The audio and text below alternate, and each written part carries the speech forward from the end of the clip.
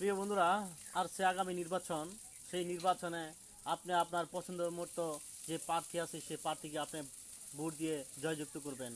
কিন্তু আমরা এরকম আশা করি যে আপনার একটা ভোট অনেক মূল্যবান, যাকে তাকে ভোট দিয়ে ভোটটাকে নষ্ট করবেন না, যাকে তাকে ভোট দিয়ে সংসদে পাঠাবেন না।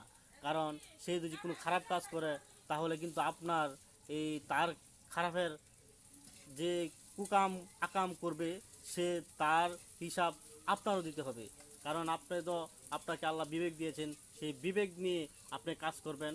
আপনি ভোট দিবেন ভালো একটা ব্যক্তিকে, জেনে শুনে ভোট দিবেন। সে কি আল্লাহ রাস্তায় চলে কিনা, মানুষের ভালো কিছু করে কিনা, গরিব গরিব মানুষের পাশে থাকে কিনা, তাহলে তাকে ভোট দিয়ে জয়যুক্ত করবেন। তাহলে আল্লাহ তাআলা খুশি হবেন। যাকে তাকে ভোট দিয়ে আপনার মূল্যবান ভোটটাকে নষ্ট করবেন না। কিন্তু সেই ভোটের মাধ্যমে যদি সে যদি আকাম কাম খারাপ কাজ করে তাহলে সেই দায়ভার কিন্তু আপনারও আসবে, সেই হিসাব কিন্তু আপনারও দিতে হবে।